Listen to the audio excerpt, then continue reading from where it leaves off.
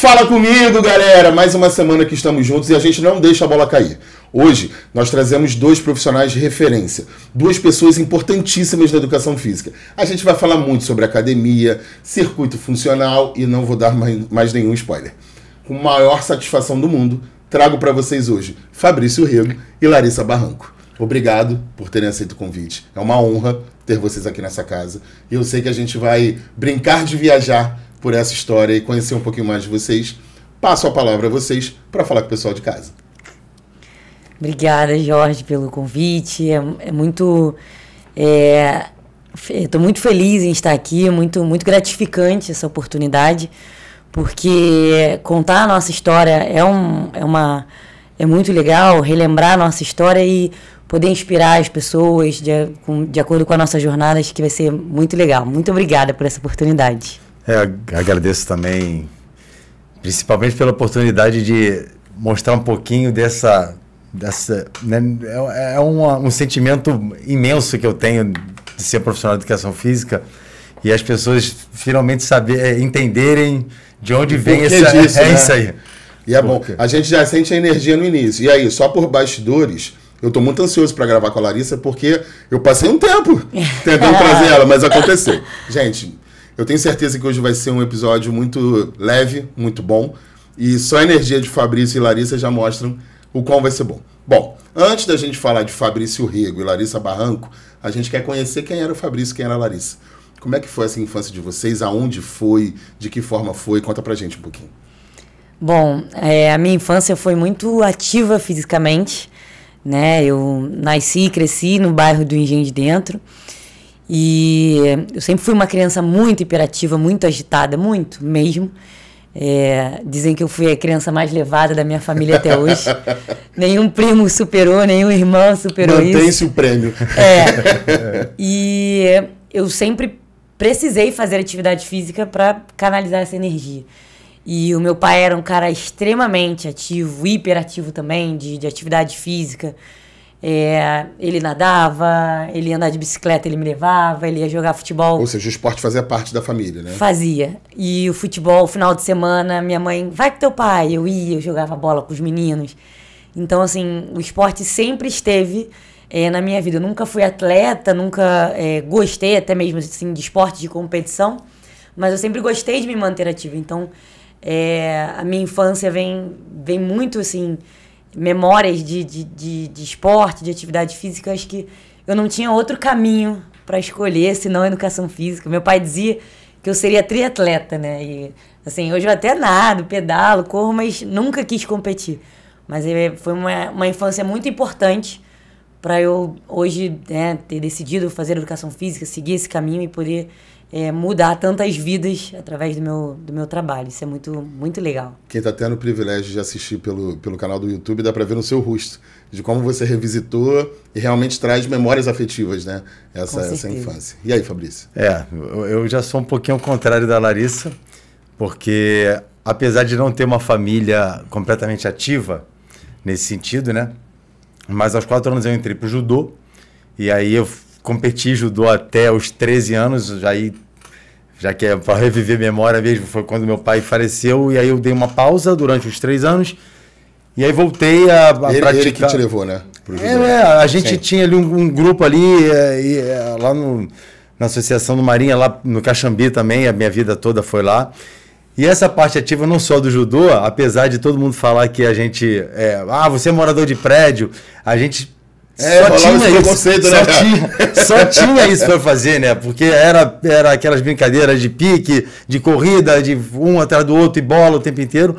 E então, assim, essa parte ativa foi isso. Então, diferente dela falando, eu competi muito e isso me trouxe, não me levou à educação física, porque eu estudei música um tempo, assim, numa parte. E assim, quando eu fui ver a faculdade para fazer de música, eu olhei e falei assim, caramba, não dá, porque era só música clássica. Não era a música que eu tocava. Não era isso. E qual instrumento você tocava? Eu sou percussionista, que bacana. Eu sou um profissional amador. Mas... Trabalhando. Mas a gente depois, batendo um papo, eu vou falar de algumas referências minhas para onde me levou a educação física e Como é que chegou aí? Eu tô curioso, porque a sua abertura já foi essa. E queria que vocês falassem um pouco da época de escola de vocês. Como é que foi? Vocês tiveram educação física? Teve alguma referência que vocês lembrem? Como é que foi esse período? Eu tive educação física escolar e era muito boa. Nossa, assim, tive excelentes professores na escola. Não era só, né, o rola-bola, né? Como a gente, um quarteto, né? Aquela coisa que a gente vê na faculdade, né? Aquelas críticas que a gente vê na faculdade. E era uma educação física incrível, assim, que assim, eu tenho certeza que influenciou para a formação do corpo que eu tenho hoje, da personalidade, né, de liberar o corpo. E era algo que você buscava também, né? E era algo que eu buscava. Uma aula boa onde você busca. E eu, com 9 anos, foi muito engraçado esse episódio, que tinha aquelas escolinhas, né, depois da sala de aula, e os professores iam lá vender a escolinha. E aí foi um professor lá, o professor Felipe. Ele foi vender a escolinha de basquete, que ele era professor de basquete. E aí eu falei, cara, eu acho que eu quero fazer basquete. E em casa, mãe, eu quero fazer basquete, foi um professor lá, eu quero fazer. E eu não gostava de esporte de competição. Uhum. Meu pai já tinha tentado colocar a gente em luta, em outros esportes, eu não gostava, mas eu me interessei pelo basquete, não sei por quê. E aí, quando os meus pais foram lá ver a escolinha, o Felipe era amigo deles de infância. Caraca! E aí foi muito... E eles ficaram amarradões, do tipo, pô, pode fazer. Né? Porque fica assim, bacana. Não, né? Pô, sexta-feira, segunda, quarta e sexta-feira à noite. É muito ruim, né? Todo mundo quer sair pra se divertir. E eu ia, sim, foi muito legal. Aí eu disputei intercolegial, aprendi um pouco. Começou falando que não ia competir. Não, e foi muito legal. Eu tinha 9 anos e o meu time era todo mais velho, assim, de meninas já do ensino médio.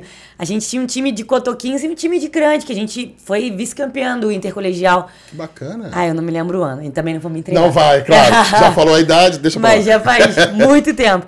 E assim, a gente conseguiu ganhar o segundo lugar, assim, foi incrível. Os meus pais iam durante a semana. Teve um dia que o jogo foi, assim, num lugar muito longe. Eu não me lembro, se era muito pequeno. Aí a minha mãe tinha um carrinho velhinho que enguiçava a cada esquina e a gente suando pra chegar lá. A gente jogou. Já chegou aquecida no jogo. Chegou super, não, e levava todo mundo, né? Ia tipo um carro com um monte de aluno, de gente do time, porque era longe, nem todos os pais conseguiam levar. Foi muito legal, assim. O meu pai e minha mãe deram muito apoio nessa época. E, assim, eu tenho muitas memórias boas de educação física escolar, assim, principalmente no ensino fundamental. No ensino médio, a gente já tem aquela coisa da vergonha, né, do adolescente, mas foi muito, muito feliz. Foi uma educação física muito feliz na escola. Em contrapartida. Eu estava competindo. Não, mas apesar de ter essa parte competitiva, pelo menos até uns 13 anos, no período da escola, a educação física, no início, né, bem lá, ainda tinha aquela calistenia mesmo, de abdominal no chão, polichinelo, tinha isso numa fase inicial. E depois, infelizmente, a gente teve o rola-bola. E assim, o rola-bola, porque assim, escola municipal, depois a escola pública também, que eu estudei um período no Pedro II, e assim, mas assim, a questão toda, acho que é mais por falta do acesso à informação de quanto isso infelizmente era cultural. É isso. E quanto assim, tinha que dar valor ao movimento, que era aquilo, a menina vai para lá, a menina ainda tinha essa divisão. Ainda tinha divisão. Então, mas assim, isso não deixou de influenciar ser uma pessoa, um adolescente ativo, né? Nesse ponto. Então, assim, eu só porque a prática acontecia, ela só não era direcionada. É isso, eu competia por fora, mas na escola não tinha isso. E nessa parte aí, até o ensino médio, eu não tenho. A Larissa teve essa referência aí, mas como eu já fazia coisa de fora, então para mim. Você tinha prática esportiva, mas não tinha lá dentro. Não era aquela coisa que não tinha nem aquele negócio assim, vamos dividir, não. Era futebol menino que hoje. Normalmente era o futebol e o vôlei, né? Ou queimado. Eu tive essa, infelizmente, mas também eu estou falando da década de... Não fala. Da década de trás. Fazer não é polêmica, mas eu queria a opinião de vocês. Vocês falam sobre serem muito ativos, né? Como infância, e terem praticado muito esporte. Você com tudo, você praticando judô e tendo, nem que seja rola-bola, mas tendo. Como é que vocês percebem essa infância hoje? Né? Com esse período pós-pandêmico, esses excessos de tela, vocês acham que tem uma queda de prática? Como é que vocês percebem hoje? Eu vejo isso por um lado extremamente negativo, preocupante, porque existiu muito preconceito com a nossa profissão, de que educação física, né, rola bola, e hoje a gente consegue ver a educação física como um caminho ali para a saúde, para a qualidade das pessoas, né, de qualidade de vida das pessoas. Então, isso me preocupa porque se essas crianças não se movimentam hoje, lá na frente, o que vão ser desses indivíduos quanto... Independente de serem esportistas. Independente de serem esportistas.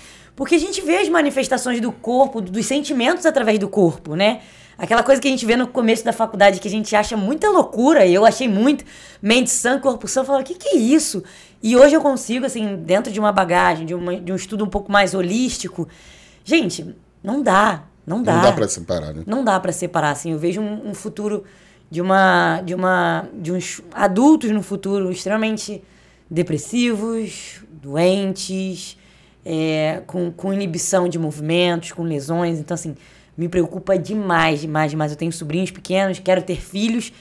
E toda oportunidade que eu tenho de estar com as crianças e tirar elas de frente da tela, isso pra mim é fundamental, porque é muito preocupante. É muito preocupante. Porque assim... A tela nem é o grande problema. O grande problema é o excesso. Exato. Porque aí você vincula só aquilo, né?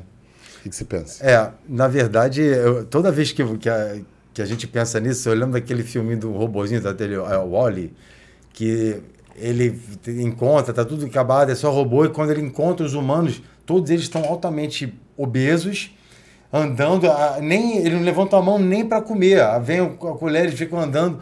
Isso é altamente preocupante, porque assim, hoje a gente, dentro da academia que a gente trabalha, em grande parte, tem até adolescentes praticando, mas eles não sabem se movimentar.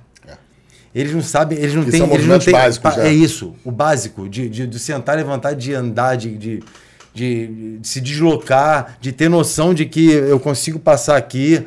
E essa parte vai tomando, e assim, cada vez menos espaço, até dentro. Hoje em dia você constrói um apartamento desse tamanho. Como é que o cara vai... Ele não tem noção de espaço. Antigamente eram aquelas casas com quintal. Isso, e assim, eles têm um foco. Os adolescentes, eles têm, assim, né, as crianças, os adolescentes. Eu tenho um filho vai fazer 4 anos, que eu estou tentando, ao máximo, mandar informação para ele, para o corpo dele, para ele se movimentar. Mas tem até adolescente interessado, mas num outro foco ali de coisas, mas eles se movimentam, mas eles não sabem que a importância daquilo.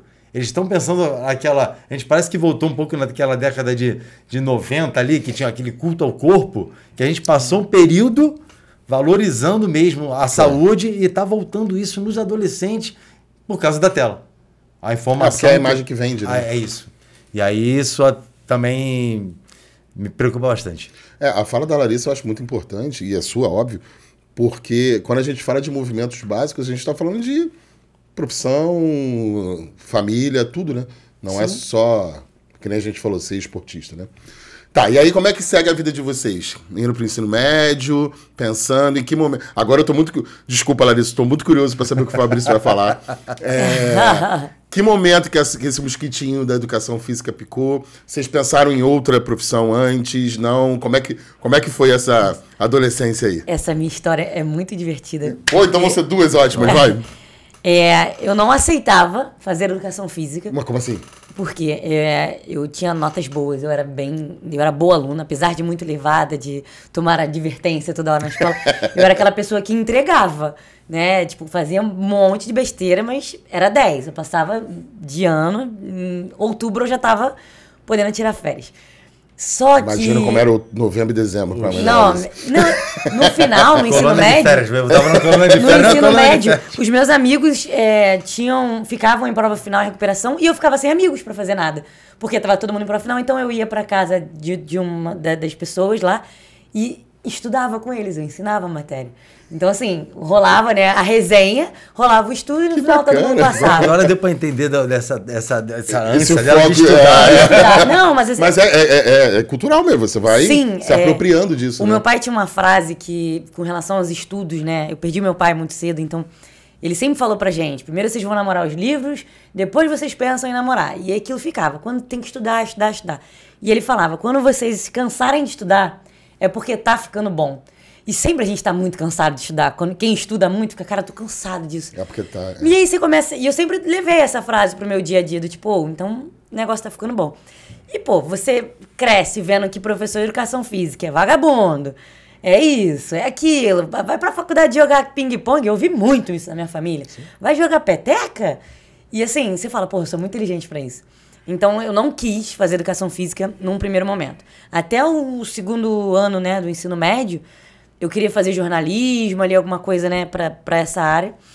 E no terceiro ano, né, quando eu fui pro terceiro ano, eu torci o joelho. E... Praticando esporte? Eu tava brincando na praia, correndo, e aí eu pisei em falso num buraco. Eu torci o joelho. E naquela época, o primeiro médico, não, tem que operar, minha mãe não vai operar. Enfim, fiquei uns 2 meses com o joelho lá com aquela tala. E aí eu fui fazer fisioterapia. Né? Tive que fazer fisioterapia para reabilitar o joelho. E aí eu falei, eu acho que eu gostei disso, hein? Gostei. Paralelo a isso tudo, eu fiz 18 anos, não passei no vestibular de primeira, eu perdi meu avô no ano lá do vestibular, e aí eu fiquei meio que nas coxas, né, nos estudos, e aí eu ia prestar vestibular de novo em 2008, para entrar na faculdade, né, em 2008, para entrar em 2009. E aí eu tava fazendo fisioterapia para reabilitar o joelho, eu tive que fazer fortalecimento na academia, e aí isso já começou a mexer comigo. Outras coisas. Só que eu queria muito trabalhar, eu queria ganhar dinheiro, né? Minha mãe não tinha condição, eu precisava trabalhar para ter meu telefone na época, né, que era tijolão. E aí eu fui para a empresa de uns amigos da família para trabalhar na área administrativa. E eu falei, cara, eu era super ágil. Isso aí era já da educação física, fisioterapia e administração. Eu organizei todo mundo no escritório. Ela quer montar um espaço dela. Eu era a hiperativa do escritório. Disciplina. E eles queriam que eu trabalhasse na parte do escritório. Minha irmã trabalhava nessa empresa. E era um negócio que eu ficava, cara... Ai, me dá outro negócio pra fazer. Não dá, não. E não dava. E aí eu fui pro estoque. Eu organizei o estoque, assim, da empresa em 1 mês. Coisa que ninguém nunca tinha conseguido fazer. Aquilo que você falou desde a escola, você entregava. Eu entregava. E aí, eu prestei o vestibular, eu já trabalhava nessa empresa, e na época, o UFRJ, né, as faculdades públicas, você não escolhia disciplina, né? Você fazia via nota e você via do que seria chamado. E aí eu botei fisioterapia na primeira opção, educação física e nutrição. E a minha nota só dava para fazer fisioterapia no segundo semestre. Então, e educação física dava no primeiro. Aí eu falei, eu acho que eu quero ir logo. Aquela ansiedade de querer ir pra faculdade, de viver... A sua hiperatividade te salvou. De viver a faculdade, né? E eu pensei, pô, mas deve ser legal fazer educação física. Aí eu pensava logo no Felipe, meu professor de basquete. Falei, pô, o Felipe trabalhava em um monte de escola, era super bem sucedido, assim. Era uma boa referência. Era uma boa referência, assim. E eu sempre lembrava dos meus professores super atléticos, chegando. Combinava comigo, com o que eu queria. Não me via sentada no escritório, ou sendo jornalista, enfim. E aí eu fui. E aí eu entrei na faculdade. E aí eu entrei, né, a graduação, a licenciatura bacharel, né, já era dividido. E eu entrei pra licenciatura. Então, eu falei, não, vou trabalhar em escola. E... Lê do engano. E fui. Entrei na faculdade, assim, foi incrível, foi muito mais do que eu esperava, assim. E a crítica foi muito grande. Na minha família, a minha avó falava uma coisa que eu conto pra todo mundo essa história. Você vai fazer educação física mesmo? Você é tão inteligente. Por que você vai fazer isso? Né? A neta da minha amiga trabalha como telemarketing, porque ela fez educação física e não conseguiu emprego. Você não vai conseguir. E aquilo, eu fazia questão de entrar por um ouvido e sair pelo outro, porque eu sou teimosa. Quando eu cismo com uma coisa, acabou. Eu falei, tá bom, vó, mas eu vou surpreender vocês. Então, assim, eu fiz educação física, fiz um monte de pós-graduação, mestrado, quero fazer o doutorado. Eu rompi todas as barreiras do preconceito sobre os estudos. Eu acho legal, antes do Fabrício falar, eu acho legal que você falou que isso acontece com muitos alunos, né? Algo, normalmente, eu até falo isso, normalmente a gente sempre tem um gatilho para ir para educação física. Normalmente, né? Mas quando a gente entra, parece que o mundo se abre, né? Você não imagina o quão você precisa estudar e o quão você recebe de informação. Sim. Né? Isso é muito legal. Vamos lá. Vamos lá. Eu tô curioso. Você começou falando dessa história. Não, exatamente. Assim, é legal porque assim, a gente trabalha junto, mas nós temos uma diferença de história e de tempo, né? Uhum. Então, assim, eu comecei, na verdade, eu não vou falar que eu era um meio rebelde. Ao contrário da Larissa, eu não suportava estudar. Só para ter uma ideia muito rápida, a minha mãe falou que só poderia viajar uma vez se eu passasse, eu fazia escola técnica que injustiça. No ensino médio, né? Depois de eu ter sido de um passado aí mudado de escola e tal. E aí ela falou assim, você só vai viajar se você passar. Aí eu fiquei... essa história é maravilhosa, porque eu fiquei em 3 matérias. Física, matemática e história. Tinha certeza que é matemática também. Não, é física para fazer prova em fevereiro. Né? Você só vai viajar no carnaval com seus amigos e tal. Meu primeiro carnaval eu tinha 17 anos, já estava meio atrasado. Se você passar. Aí um tio, né, de consideração, pai de um amigo meu, levava... falou, Célia, você confia que o Fabrício todo dia vai estudar 2 horas, na hora que a gente acabar de almoçar, ele vai estudar 2 horas. Eu caí dentro para estudar. Física e matemática. História, eu dei uma lidinha. Eu tirei 9 em história, 5 em matemática e 5 em física. E aí eu cheguei à conclusão que, assim, eu não era uma pessoa que conseguia estudar. Só para avançar muito rápido no tempo, dentro da faculdade, a única prova que eu parei mesmo, que eu comecei a ler, que foi uma biomecânica 2 do professor Sandro Carpenter, que era cálculo, tal, não sei o que, eu li. Eu cheguei na hora da prova assim, não vou fazer segunda chamada, que eu não sabia nada. Porque eu acordava meia hora antes do horário para estudar. Eu nunca tive esse negócio de estudar. Eu não consegui. Assim, eu leio, mas vou pegando as coisas e vou aprendendo. Então, o que aconteceu? Eu fiz isso. Aí, quando chegou no ensino médio, falei, caramba, e agora?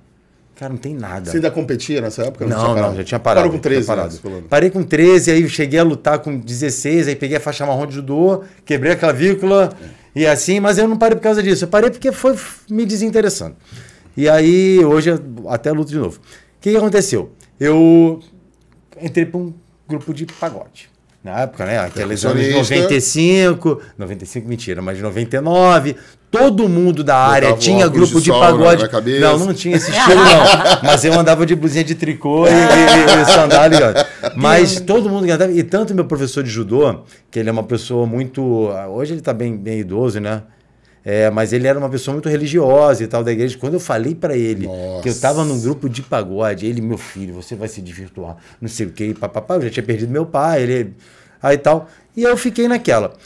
Aí eu falei, cara, vou estudar música. Fiz curso de música, estudei uma parte de percepção, não sou profissional maravilhoso, não. Mas eu tocava, e eu já tocava, na verdade, desde 12 anos e tal, percussão. E aí, falei, vou fazer vestibular para... Na época, o UFRJ tinha. E aí eu falei, vou lá. Aí, tinha prova prática. Aí eu olhei e falei, prova prática. Eu tinha que tocar caixa de não sei o que eu não lembro. Marimba. Para mim, marimba é negócio de pipa. Aí eu falei, cara, que isso? Eu falei assim, não tem como. E aí, eu falei assim, cara, não dá. Só que nisso, eu tinha meus 18 anos e tal, um amigo meu, e aí eu faço o favor de citar, toda vez eu cito ele, que é o professor Bruno Padrone, hoje é fisioterapeuta também e tal, trabalha mais até na área da fisioterapia do que educação física. O Bruno era um cara novo, também sempre estou estudando na FRJ também, e o Bruno me inseria, ele trabalhava já na academia, e eu era muito amigo dele, eu era um pouquinho mais velho, a gente ia para as festas da academia que o Bruno trabalhava. Aí tem certeza que você vai falar sobre isso? Não, vou falar. Tá. Não, vou falar porque isso aí foi pro meu olhar. Por quê? Eu frequentava um ambiente de academia, Entendi. Fazia, mas eu frequentava com ele na Zona Sul, tal, não sei o quê. E aí ele começou a montar equipes de corrida. Equipes não. Na época tinha aquelas antigas, né, maratonas e tal. O pessoal... E na academia que ele trabalhava, ninguém fazia isso. Aí ele começou a montar o grupo sem ganhar nada. Ele pegava os kits, tal, não sei o quê, e eu ia com ele ajudar. Por quê? Porque era maneira, galera. Né? E eu falei, cara, não, calma aí. E eu vendo aquele cara ali fazendo aquele trabalho, eu falei assim, maneiro, né? Aí eu virei, falei assim, cara, a música não vai dar. E eu virei para minha mãe e falei assim, pô, mãe, acho que eu posso fazer educação física. E aí o melhor de tudo... Não, peraí, mas como é que foi a recepção? Não, cara, a minha mãe, ela, nesse ponto... O que acontece? Eu perdi a Larissa falou também que perdeu, eu perdi meu pai com 13 anos, perdi meu avô, eu perdi as referências todas masculinas da minha família, muito, muito recente. Com 13 anos eu já não tinha mais referência masculina. Então, assim, a minha mãe assumiu o papel de tudo já, real. A minha mãe sempre me apoiou em qualquer decisão que eu fizesse, tanto que curso de inglês, saía. Não sei, música. Ela que financiava, obviamente, não tinha dinheiro. Ela não sabia que então, tinha assim, marimba, né? Não tinha. Mas é ela. Aí, então, assim, ela falou assim, tá, mas e aí? Vai fazer vestibular? Eu falei, cara, eu não sei, tá, não sei o quê. Ela falou, olha, eu me sacrifico aqui e vamos para uma faculdade particular. E eu estudei na Universidade de Estácio de Sá, e aí o melhor de tudo, eu posso contar, o ano que eu entrei na faculdade foi o ano de uma polêmica ferrada que tinha um analfabeto que tinha passado para a prova da Estácio. Eu lembro. E aí eu fui tomando pancada, que eu estudava numa faculdade onde um analfabeto tinha passado. Como e o melhor de tudo, né? o melhor de tudo, que no ano que eu me formei, né, que foi 2006, a faculdade de Estácio de Sá, foi a primeira vez da prova da ENAD, ficou em segundo colocado como a melhor faculdade de educação física do Rio de Janeiro. Só perdia para o CP lá de São Paulo, de Petrópolis. Só foram 4 anos de tensão. Foi, mas assim, ficou. E aí eu comecei a ver essa situação e eu comecei a trabalhar com isso nessa parte de estágio. Então, assim, essa transição. E assim, eu sempre tive o apoio realmente da minha mãe. E aí eu comecei, aí foi aquele lance que a gente estava falando nos nossos bastidores, né? Que, cara, pagava para trabalhar literalmente, entendeu? Então, assim, essa transição foi... Mas a música eu não abandonei ainda não, ainda levo paralelamente, mas... Eu adorei a frase, eu continuo um profissional amador. Eu sou um profissional amador. Tá, e aí vem a faculdade, né? Mais uma vez, quem está tendo o privilégio de assistir pelo YouTube teve a oportunidade de ver o que eu vi, os olhos de vocês brilhando falando da faculdade. É algo que, com certeza, traz uma grande lembrança para vocês. Mas beleza, quando a gente sai da faculdade, a gente é desempregado, né? Como é que foi essa caída no mercado? Não é fácil. E assim, para mim ainda teve um processo interessante, porque eu entrei em licenciatura na UFRJ e os estágios eram todos em academia. E aí eu conseguia um estágio aqui e ali, que aceitava uma licenciatura, e eu precisava me formar em bacharelado, porque eu tinha me apaixonado pelo ambiente da academia. Eu trabalhava na Associação Cristã de Moços, né, na CM do Rio de Dentro. Então, ali era super bem remunerado, inclusive. Só que quando eu saí e entrei, né, para a Bodytech, foi a empresa que eu comecei a trabalhar, que eu olhei o tamanho daquilo e falei, eu acho que dá para ganhar dinheiro aqui, hein? Eu acho que o negócio é diferente. E aí eu tive que abrir mão do estágio que eu tinha, que era muito bem remunerado. Antes eu fiz outros estágios que não ganhava nada, ganhava, né, pouco, mas eu precisava abrir mão de uma coisa muito boa para uma experiência que eu iria perder de alguma forma financeiramente no meu processo de estágio. Só que eu era de licenciatura. E como é que eu ia fazer para me formar em bacharel? Porque já tinha lei de estágio de 2 anos e eu ia ficar fora daquilo que eu gostava. E beleza, eu podia tentar encontrar outro lugar para trabalhar, mas eu gostei daquilo, eu queria ficar ali. Então, um belo dia eu cheguei pra minha mãe e falei assim, mãe, eu preciso de outra faculdade, você tem como me ajudar? Ela, não tem como pagar a faculdade. Eu falei, preciso fazer bacharel em uma faculdade particular urgente. Ela, mas por quê? Eu expliquei, ela falou, nossa, não sei, vamos ver. E aí eu rodei todas as faculdades particulares para ver o que conseguiria absorver na grade curricular. E aí eu fiz todo um plano de logística para entender que eu sairia de Fundão de manhã e iria para uma faculdade à tarde para poder estagiar à noite, porque eu queria me formar naquele tempo, para poder não estar desempregada no pós-formatura. E eu consegui uma bolsa de estudos na Uniswan. Olha, que bacana. Consegui uma bolsa de estudos e saía do Fundão, ia para a Uniswan para conseguir me formar nos dois, numa licenciatura plena, no mesmo período. Porque o bacharel do Fundão, eu precisaria, para eu fazer o bacharel na UFRJ, eu precisaria acabar a licenciatura para fazer um reingresso. Sim. E não existia prova de reingresso há 2 anos. Por questões, não sei, políticas. Você ia ficar travada, né? Eu ia ficar travada, eu ia ter que fazer um vestibular ou ir para uma particular depois. Eu falei, mas eu posso fazer isso antes. E aí eu bati de porta em porta nas particulares e falaram, não, você pode, traz o seu grade curricular e a gente vai aproveitando. E aí eu consegui na Uniswan e eu me formei nas 2 juntas. Foi assim, uma tirada genial, não sei de onde eu tirei. E aí eu me formei, né? Na verdade eu me formei, acabei conseguindo me colar o grau antes do bacharel do que na licenciatura.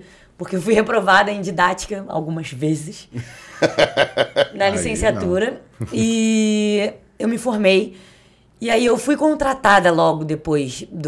Porque eu vinha de um processo de estágio que era muito bom. Era um período em que as grandes academias investiam muito no processo de estágio. E isso era muito bom para as academias, porque formavam profissionais prontos. Então, e dentro do padrão, né? Eu fiz muitos cursos de extensão durante o meu processo de estágio, eu gostava. Esse lance de gostar de estudar, eu saí meio que pronta. Eu só não tinha a experiência ali de ser uma professora de salão. E eu tinha... os gestores, né, da academia eram muito bons. E eu fui logo contratada. Eu não tive esse lastro de tipo, estou desempregada, né? E se você não cria essa estratégia, já era. Foi um plano de estratégia. Assim, eu tenho vários amigos que desistiram da profissão, inclusive por isso. Porque, pô, a educação física não dá dinheiro. Mas a educação física deu dinheiro pra mim muito rápido. Porque eu já trabalhava numa grande academia, num salão de musculação, num horário de pico. E eu logo tive uma cartela de personal muito grande, muito boa, muito rápido. Então, eu consegui ver vantagem financeira na educação física rapidamente, pelo lado do bacharel. Eu nunca entrei numa escola para dar aula. Assim, eu sempre trabalhei... Eu falei para vocês que era um ledo engano?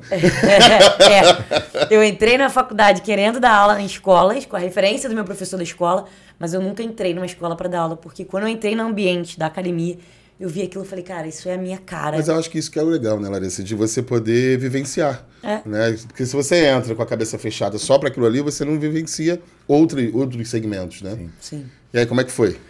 No meu caso, primeiro dia de aula na faculdade, o professor, o coordenador da época, ele virou e falou assim, bom, vocês estão aqui por quê?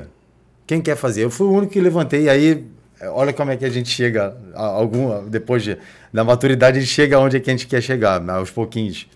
Eu virei, foi a única pessoa que levantou e falou assim, eu quero trabalhar com projeto social. Porque eu sempre tive esse cunho de projeto social, por questões familiares mesmo, de ajudar as pessoas e tal. E aí, o que aconteceu? Quando eu estava no segundo período, fala baixo, que não pode, na época não tinha lei chave, não tinha nada. Isso foi 2003. Eu virei pro dono da academia que eu treinava, né? Que malhava, né? Treinava, nessa época eu não usava nem esse termo. E aí eu virei para ele e falei assim, olha só, eu estou no segundo período de faculdade, eu vou entrar pro segundo período agora, será que eu posso ajudar em alguma coisa aí? E tal. E aí eu só não pago a academia custava R$35. Mas pra gente era muito dinheiro. Não, calma.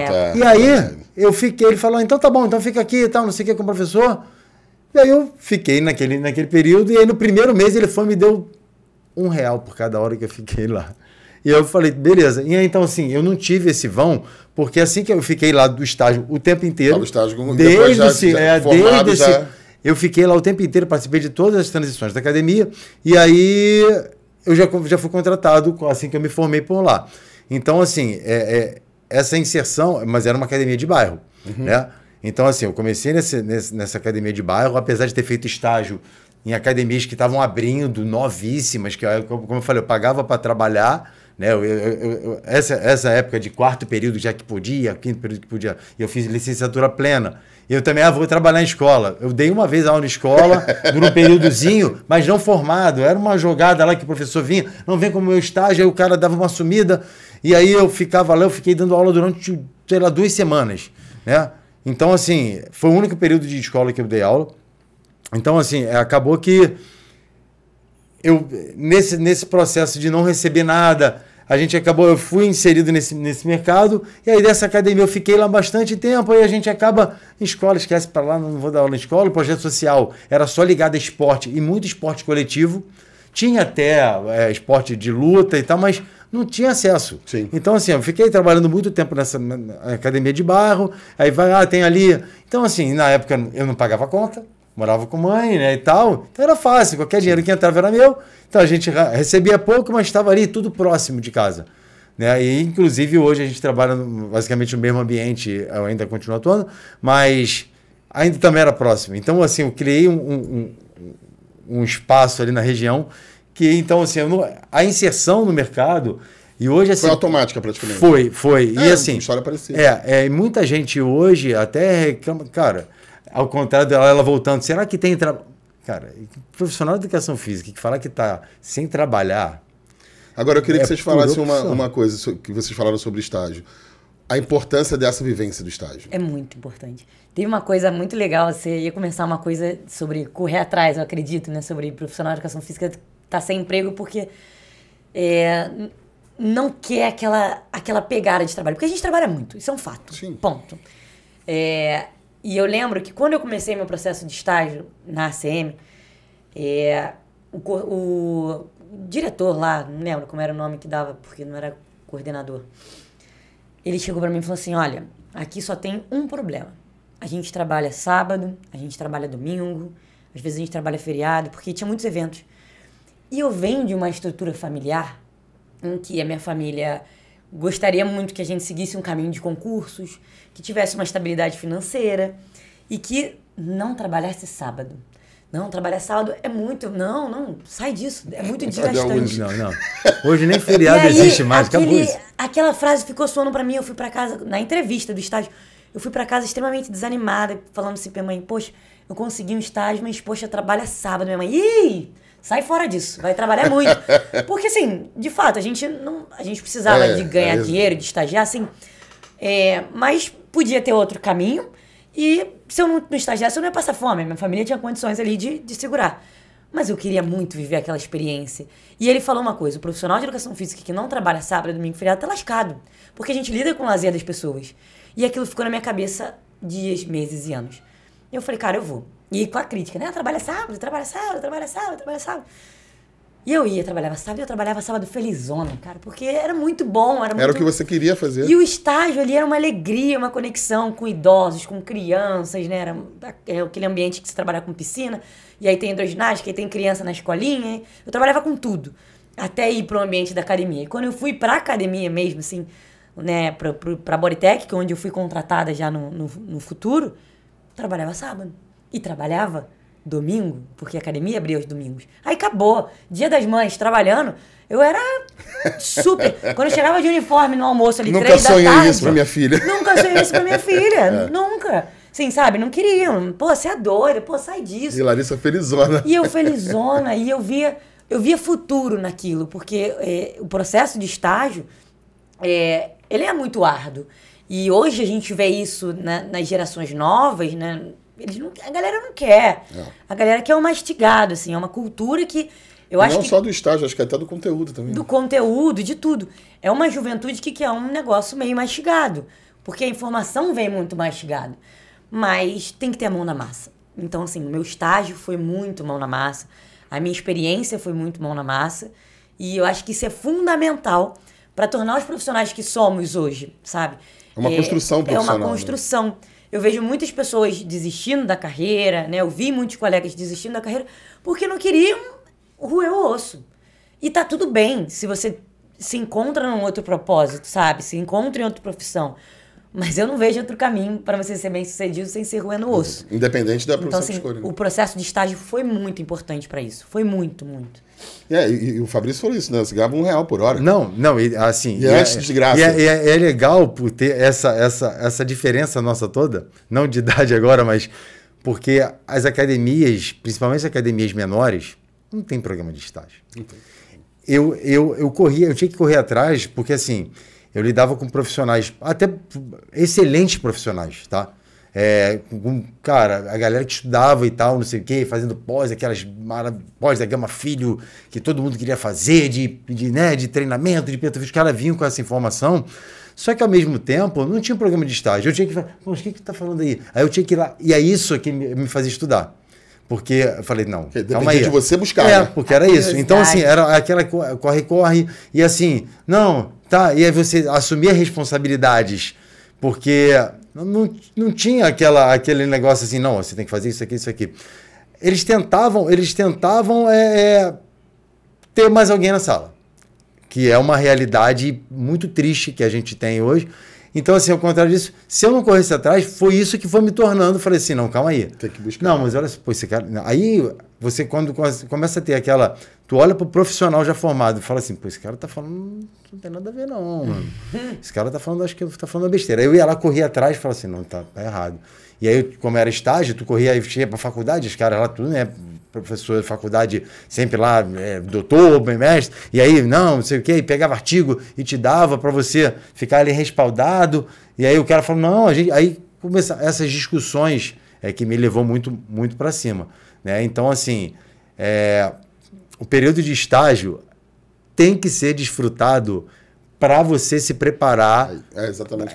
Não é para você ficar ali não é ajudando, não é. É para você se construir. É assim, você entender que você atender uma pessoa, aquilo ali vai te fazer, assim... E principalmente a abordagem. Ela que acordou mal, o outro que está sorrindo o tempo inteiro, a outra que tem 5 filhos, o outro que sabe, sabe, é isso.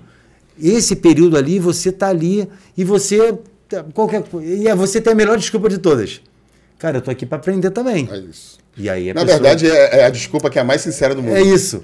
E além de atuação, né, academia, que vocês já falaram bastante, vocês tiveram uma inserção importante na parte de gestão. Né? Eu queria que vocês falassem um pouco tanto da trajetória de vocês e como é que vocês percebem esse mercado na educação física.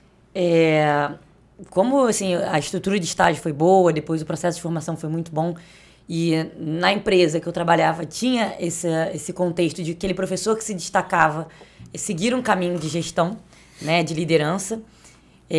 Mesmo você não querendo, não sonhando, nunca foi meu sonho trabalhar com gestão, eu tenho dificuldade ainda com isso, mas eles botavam isso na sua cabeça porque, de fato, você inspirava as outras pessoas, né, a serem, né, se destacarem no mercado e sair gerindo a equipe dentro dos seus moldes ali.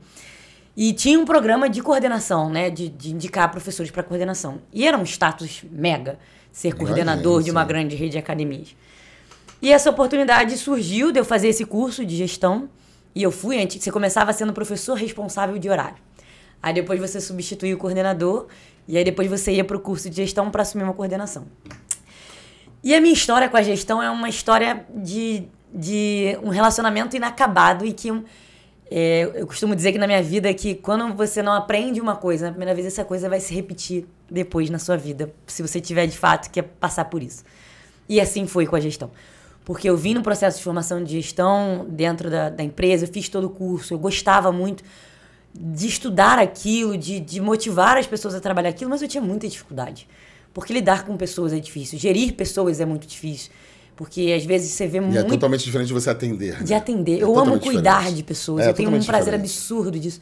Por mim eu só daria aula. Eu gosto muito de dar aula, de cuidar. Aquela troca de gratidão que você vê quando você atende um aluno, quando a pessoa se sente, né, acolhida num atendimento ali, personalizado, aula coletiva, enfim, como for, é diferente da liderança. Porque às vezes você vê aquilo na pessoa, você dá aquele puxão na pessoa, vamos, mas a pessoa não recebe às vezes aquilo bem.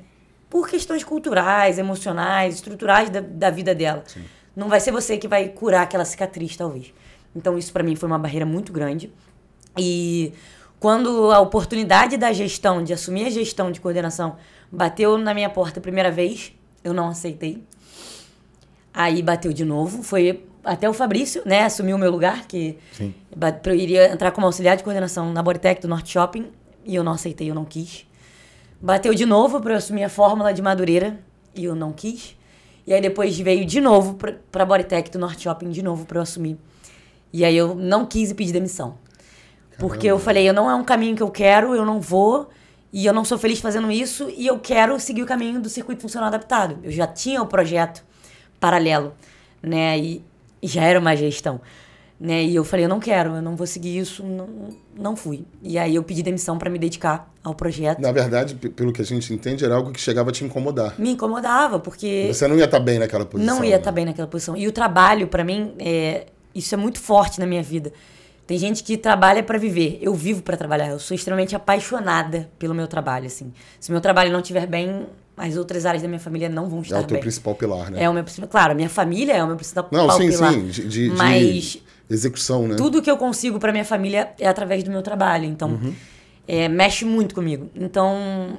E aí você ia estar num lugar que não ia estar bem. Não ia estar bem. Ia desequilibrar tudo. E aí eu pedi demissão, fiquei só na sala de musculação, atendendo pessoas com care, né? Que eram as pessoas com necessidades especiais, não só grupos especiais, né? Não só pessoas com deficiência. E eu pedi demissão daquilo, porque eu já fazia aquilo, para me dedicar ao circuito funcional adaptado. Eu ficaria dando personal na academia, que eu faço isso ainda, e me dedicaria ao projeto e ao que eu faço aí até hoje. E hoje eu tô na gestão, assim, na parte mais difícil da gestão do Circuito Funcional Adaptado, porque é um projeto que está crescendo muito a cada ano. Gerir pessoas é muito difícil, mas como tem o viés social ali, tá sendo muito... É exatamente a frase que você falou, a gestão voltou para te pegar. A gestão voltou para me pegar, eu preciso passar por isso para evoluir enquanto ser humano, enquanto profissional. Não só como profissional, física. como ser humano mesmo. Cara, é muito bom isso, porque é muito... Acho que foi perfeita a nossa parceria. Porque... A gente escolheu por isso. Mas não, assim, Foi meu start. Sabe por quê?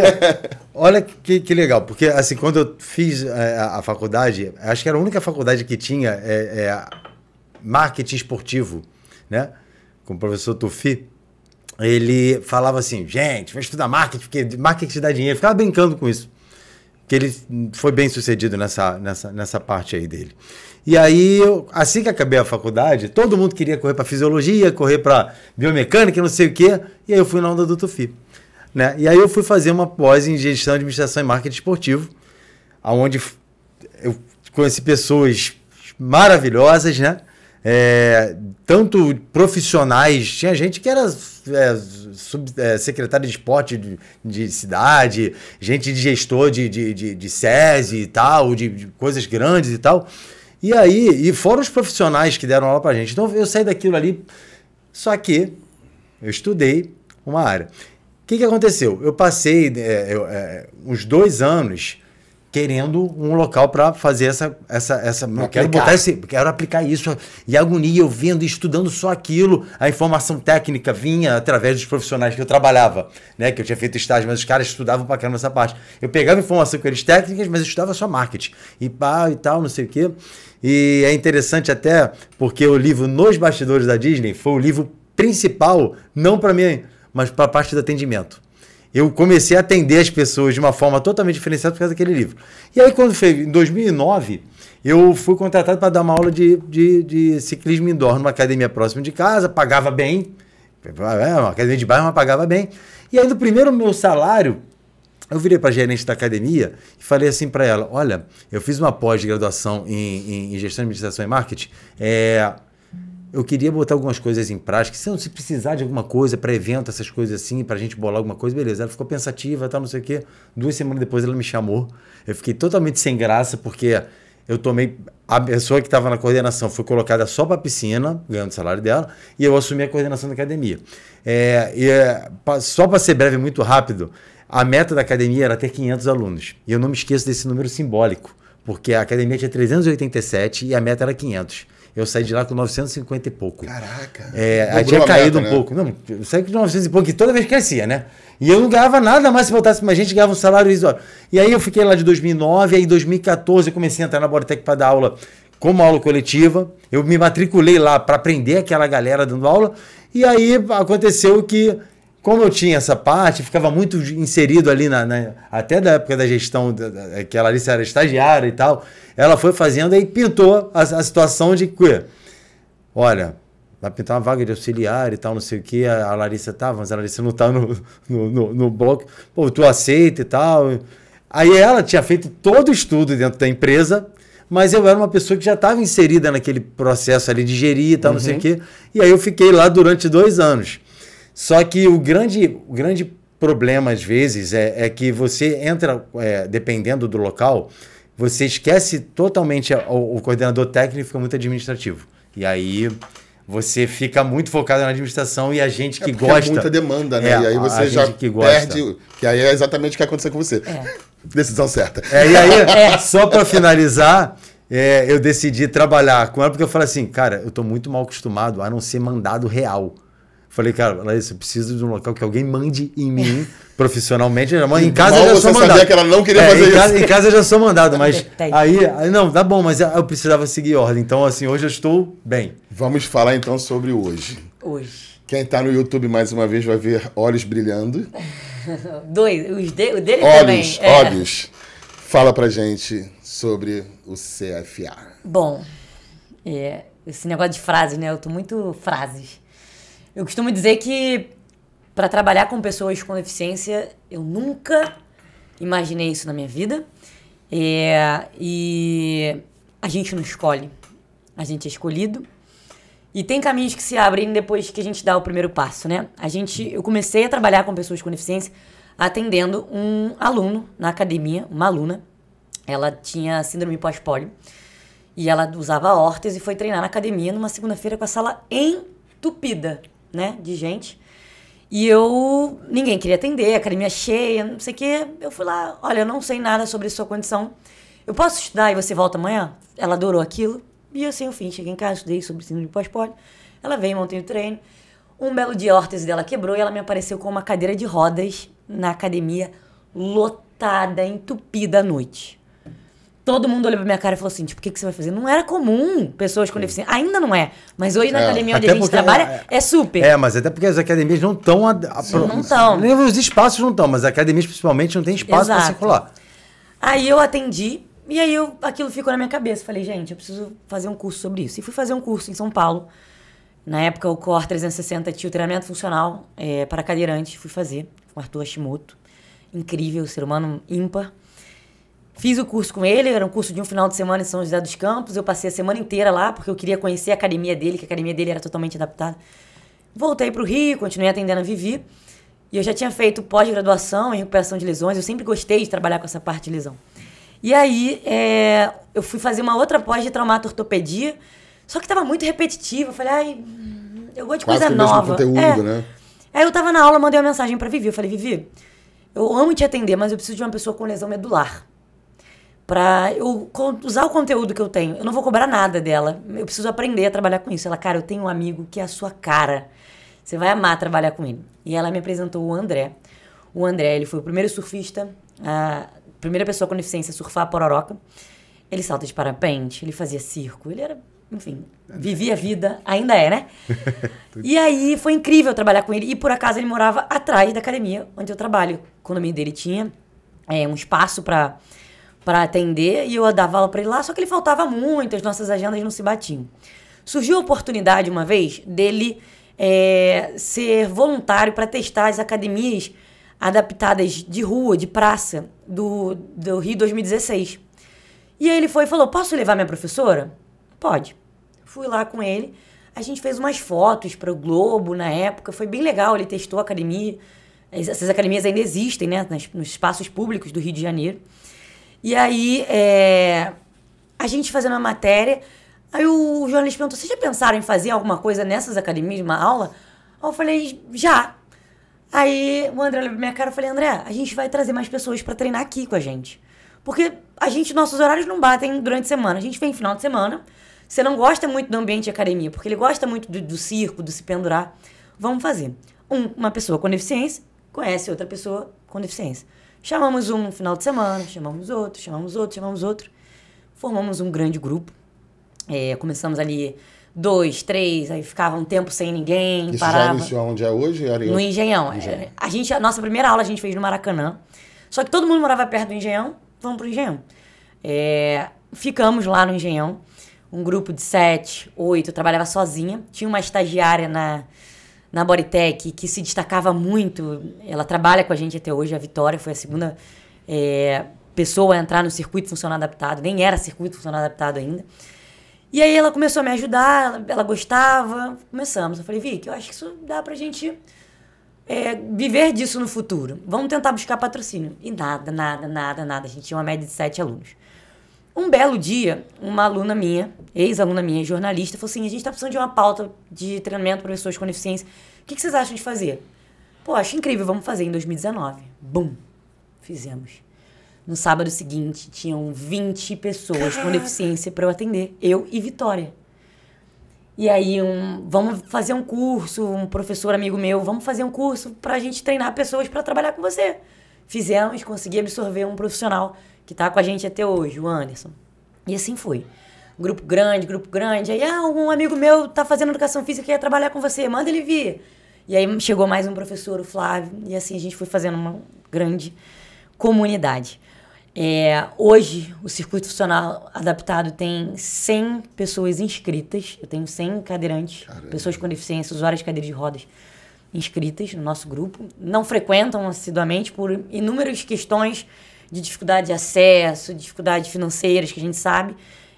que acontecem, mas a gente tenta ao máximo trazer essas pessoas ali com o mínimo de recorrência para elas verem a importância da atividade física para elas. E isso não para de crescer, essa comunidade não para de crescer. Chegaram outros professores depois com o advento do meu mestrado, que a minha pesquisa foi baseada nisso. Chegaram os patrocinadores, né? Uma história legal sobre os patrocinadores é que essa estação que eu comecei a trabalhar, né, com o André lá no começo, a empresa que faz essas estações começou a oferecer aulas gratuitas no Rio de Janeiro. E eu mandei um e-mail pro dono dessa empresa, vou mandar o meu coordenador e conversar com você e ver a sua aula. Eles se amarraram e eles falaram assim, olha, vai rolar o patrocínio, mas a gente precisa colocar 100 pessoas aqui no Engenhão. Vamos fazer uma aula inclusiva para pessoas com deficiência treinarem junto de pessoas sem deficiência. Você acha que dá? Na minha cabeça, eu sabia que não dava, mas eu falei, dá, claro. É isso que eu tenho que fazer, vamos lá. Vambora! Quando ele foi embora, eu falei, como eu vou fazer isso? Tudo na minha vida é assim, do tipo, não tenho como fazer, vou dar um jeito. Uma história de superação. E assim eu fiz, eu saí ligando para todos os meus alunos com deficiência. Eu preciso de ser 40 pessoas com deficiência no Engenhão, no sábado, dia tal, pra gente conseguir o patrocínio. Vamos embora. Eu botei mais de 100, a gente botou mais de 100 pessoas. Assim, tinha um movimento de uma outra aula junto, principalmente das pessoas que não tinham deficiência, mas eu consegui o quórum ali que ele queria, de fazer um equilíbrio 60 pessoas sem deficiência treinando com 40. E a gente nunca tinha incluído, a gente nunca tinha movimentado, assim, grandes proporções. A gente absorvia a família aqui e ali, vê, né, o entorno. Vem treinar. É um número muito alto. Adaptava as aulas. E aí deu certo. E a gente precisou criar uma metodologia totalmente inclusiva para atender isso de agora em diante. E fizemos. E hoje a gente tem a nossa metodologia, marca registrada, tudo para conseguir atender as pessoas com o máximo de organização e qualidade. Né? A gente tem uma equipe hoje de 10 profissionais, né, engajados, envolvidos com o aspecto da inclusão e da acessibilidade e um projeto social. Né, o projeto tem quanto tempo? A gente começou em 2016. Esse projeto veio das Paralimpíadas, né, quando o André começou a fazer gravações. Tem 8 anos. A gente vai fazer 8 anos agora em julho. Né? 15 de julho é o nosso aniversário. Tá convidado para ir lá. Já estou lá. Dia do meu aniversário. Não tem nada a ver, não. Já tenho certeza que vai ter 2 bolos. E Fabrício agora tá lá. O que aconteceu é só que, além dessa parte do projeto social, a gente sempre conversou sobre isso e tal, projeto, sempre amei essa parte, porque eu trabalhei com parte de projeto social sem ser com educação física. E já era um desejo seu, né? Já era um desejo antigo. E aí uma das alunas dela começou a frequentar minha aula na academia, só que tipo assim, eu vou fazer sua aula. Eu falei, vem, porque tinha aparecido uma outra menina deficiente que ela apareceu do nada. Só uma coisa importante, né? A gente conseguiu impactar boa parte desses alunos que não frequentavam academias a irem frequentar. Sim. Então, eles passaram aí para a academia onde a gente trabalha para... Na verdade, não é só o treino, é uma quebra de barreiras. Exatamente. Muita gente não sabia que podia se exercitar. Eu posso ir para academia? Pode. E aí, esse é o exemplo. Ela acabou... E aí, foi esse momento foi muito importante, porque a gente começou a movimentar outros professores. Total. E aí foi porque, assim, eu já atendi uma diversidade muito grande de pessoas sem deficiência. E aí, apareceu ela, eu falei, cara, vou dar meu jeito aqui. Então, comecei... Porque, assim, ela falou da inclusão do projeto, na verdade, eu fiquei até brincando, fazer que a inclusão de pessoas sem deficiência no projeto. É reversa. Só que no meu caso, não. Lá eu tinha que dar aula, e aí aí eu buscava informação com ela, busca daqui, e começa a me dar aqui, não sei o que. Cara, começou a realmente eu ver funcionar. Porque, assim, no final das contas, ela só estava com a Larissa, apesar da Larissa montar o treino dela diretamente, mas ela só estava com ela, com o grupo, nos sábados, e comigo ela estava 2 dias ali. Então, assim, eu comecei a ver uma melhora absurda. Eu falei, cara, não. Então, assim, aquela parte do social que eu queria trabalhar com a educação física, eu falei assim, não, pode ser que agora eu consiga. E aí, teve a necessidade por algumas questões. Ela sempre falava, vamos, vai chegar o dia. Vai chegar o dia. E aí, como a gente tá em busca, né, de patrocínio, agora tá uma coisa bem... Vamos ser voluntários mesmo, tem que estar enganjado com o projeto.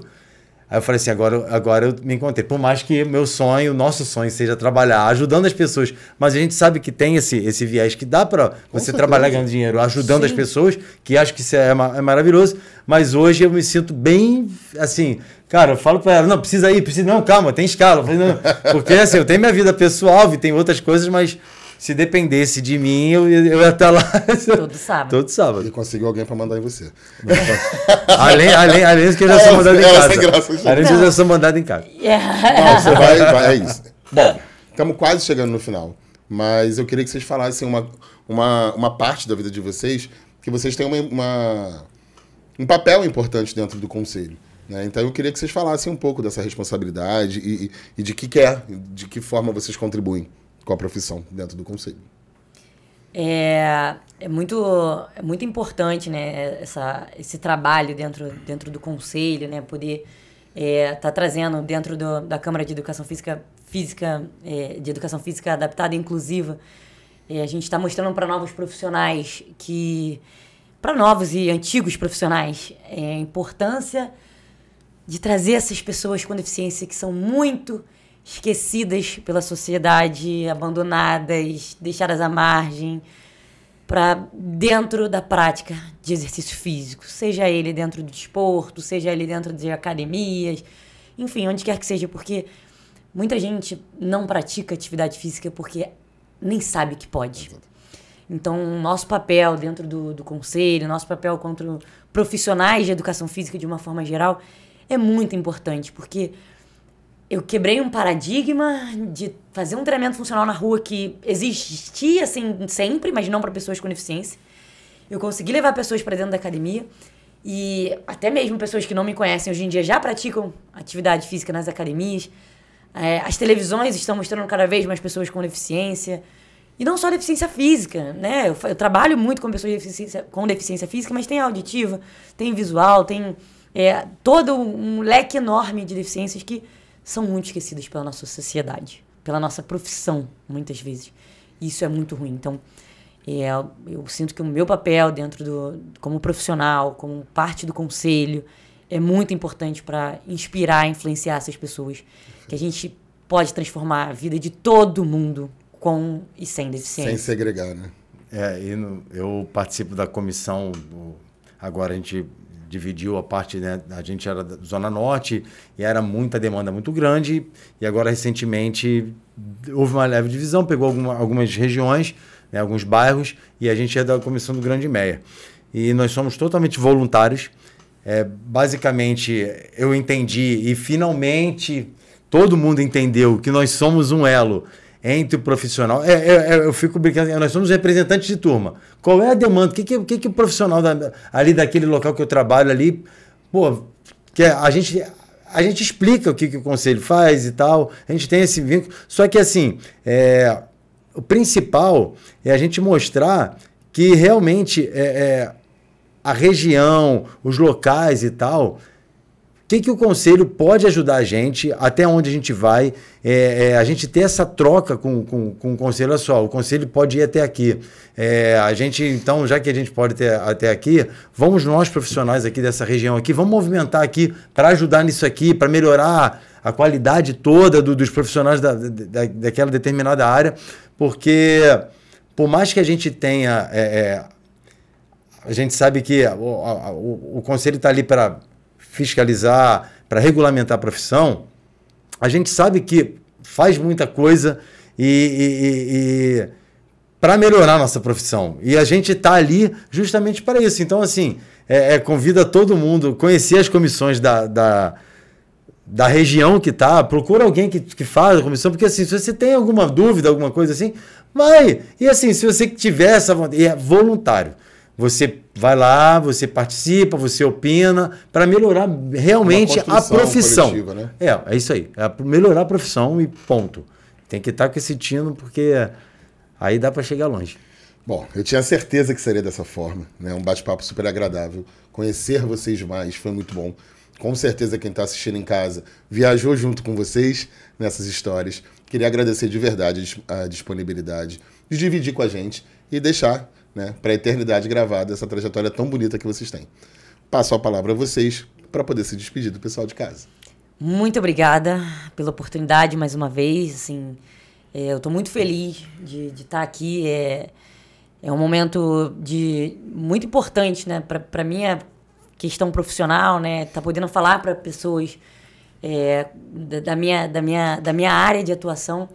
É muito gratificante para quanto profissionais a gente poder olhar nossa história, ver o tanto que a gente já fez e o tanto que a gente, nessas conversas aqui, a gente vai tendo insights aqui, já vem com a cabeça para criar mais e desenvolver mais. Então, assim, muito, muito, muito obrigada por essa oportunidade. Eu estou muito feliz por estar aqui hoje, dividindo com vocês. Foi muito, muito, muito bacana, assim, essa troca. Eu agradeço bastante, porque dessa vez agora está registrado para a eternidade o que eu sempre falo do amor que eu tenho em ser profissional de educação física, do amor que eu tenho,